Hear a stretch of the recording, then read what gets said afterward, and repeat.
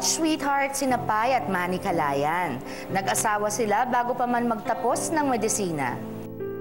Dahil hindi tanggap ng mga magulang ang kanilang maagang pagsasama, mula sa marangyang buhay, natuto sina Pai at Manny na tumayo sa sariling mga paa.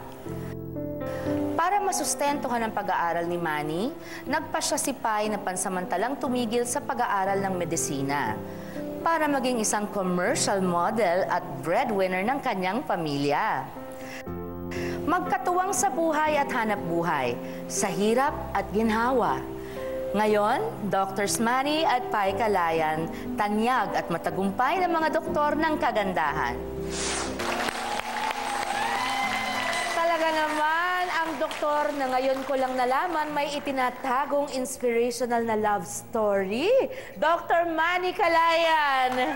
Welcome, Doc, sa ating programa. It's nice to be here. It's so nice to have you. Good afternoon po. A few years ago, I had Dr. Pai in my other show. I remember First time that. naman kayo ngayon. Yeah. Okay. No, nag-guest na tayo with Tita Annabelle before. Ay, that's right! That's right! I'm so sorry. Kami kasi yung Dr. Pai one-on-one. Yun na nga eh. Eto po, malaking desisyon ng nag-asawa kayo ng maaga, sabi nga sa BTR, kasi napaka ginhawa ng buhay na pinanggalingan ninyo. Ang laking, medyo mayaman po ang clan ng mga Calayan, sa Lucena especially. So, ang turning point po sa buhay ninyo ni Dr. Pai at that time, masasabi niyo bang ito, yung nag-asawa kayo at biglang nag-iba ang Tema ng pamumuhay? buhay.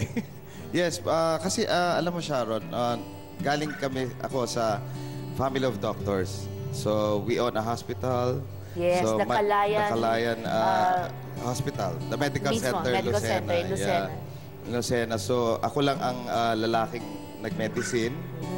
Yung tatlo ko kasing, 4 sisters ko na nag-doktor din. So, siyempre, inaakala ng parents ko na ako yung lalaki, ako yung magpapatakbo ng ospital. Ilang henerasyon na po ba ang Calayan doctors? Pang-third na ako. Wow, Third okay. na. Yes, kasi grandpa ko is a Imagine, doctor ano? also. Oo. Tapos yung dad ko and then ako. Tapos, yun, nung nag-asawa kami, first things first, nag-meet kami ni Doktora sa College of Medicine. Saan po? Sa UERM. Okay. Okay. Ako from UP, si Doktora from UST. Okay. And then, pagdating namin sa UE, ayun, nalabat first sight na ako. Right away? Maganda kasi siya. Right away. Sabi ko, mukhang ito na. So, nung nag-asawa ako, ayun, medyo hindi sila masaya, frustrated sila. So, we have to live by our own. So, ibig sabihin ng by our own, biglang cut off sa... binibigyan kami ng basic, yes, allowance, pero alam mo yan, ang daming, umiwalay kasi kami, yung mga kuryente pa, groceries. So, talagang kailangan mag-ipon kami. Maliit lang tirahan nyo. Maliit ang tirahan namin. Ito, awa naman ng Diyos, nabubuhay araw-araw, tipong ganun. Kaya si Doktora, nag-commercial model muna. Hindi mo na nag-aral. Pansamantala, tumigil siya ng 1 year. Sabi ko noon, nung nag-aaral pa kami, gusto ko maging cosmetic surgeon, magda-derma ka. Ay, bagay, oo. Para tandem tayo. At the same, tama-tama naman, gustong-gusto niya maging derma. Kasi walang emergencies. Right. Hindi pero, morbid. pero forever, minemaintain ang balat, Yes, diba? forever Oo. yan. May protection. Ako naman, ganun din. Ayoko din naman nung may namamatayan ka na Tsaka, pasyente. Doc, hindi naman sa pag-ano. Ako, I appreciate cosmetic surgery eh. Yung sinasabi nila yung nagpaparitoke, yung ganyan. Sa akin, I have no problem with that.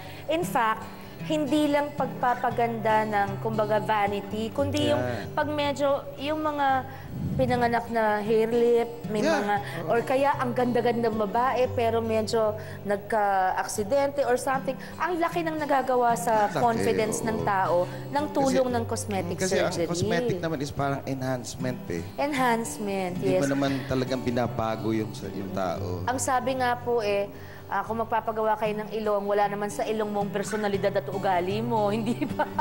Hindi naman dyan nanggagaling ang kung ikaw ay mabuting tao o hindi. Besides, sa panahon ngayon, kasalanan na yata ang hindi gamitin ang services ng isang cosmetic Ang siyensya. surgeon, oo. Ang siyensya, kung kaya mo rin lang at meron kang kailangang ayusin. Wala namang masama doon. Oo. In fact nga, It's self-improvement. Yeah, in fact nga, ang daming natutuwa eh. Pag yung tulad sa trabaho nila, iba iniiwan na asawa, nung pagka ginawa mo, Wow. binabalikan sila. Imagine. So, Ay nako, ang Kalayan Surgery Center po, ilang sakripisyo at trials ang pinagdaanan ninyo bago nyo marating ang kinalalagyan nyo ngayon? Kasi in 8 years, syempre yung 8 years na yon hindi yun agad na ginhawa. So, nagbumalik sa pag-aaral ulit si Dr. Pai, naging 3 na anak nyo. So, ano dito ang pinakamalaking pagsubok na ni Dr. Pai so far from that whole 8-year period hanggang sa ngayon na feeling nyo nalampasan nyo talaga? Kung nagtayo nga kami noon, sabi namin, bahala na kung ano talaga ang... Ako naglakas loob lang ako talaga. Kasi ang gusto ng family nyo siguro sa Lucena. Doon sa kayo. Lucena ako magmamanage. So ayaw naman ni Dr. Pai doon sa Lucena mag-practice. So ito na naman ako, problema na naman. So ang ginawa ko, nagtayo ako ng maliit na clinic lang, na isang office lang talaga, isang facial room lang ang tinayo namin noon. And then, yun, sipag talaga and devotion of time. Ang ginawa namin ni Doktora at saka yung love of profession. Yung tinatry nyo i-perfect yung craft nyo talaga. Yes, yes. Let's say sa oo. liposuction, hindi lang yung basta sip-sip ng taba. Yung you Hindi. try to, habang ang pasyente ay tulog, you try your best to make the Yes, figure no. look. During consultation pa lang, pinag-aaralan ko na sila. Kumbaga, unang pasok pala ng patient sa akin, alam ko na kung ano yung gusto niya. Kasi minsan, it's so easy to get lipo, tapos mamaya hindi pala even, hindi Yes, pala, yes, ang hirap oo, nun. oo. So, some doctors do it na parang automatic, parang ang tawag dyan, assembly line. Assembly line. Diba? Kayo, you're still careful kasi may pangalang Of course, oo. pinangangalagaan. Tsaka dapat talaga, yung tulad nga namin, hands-on.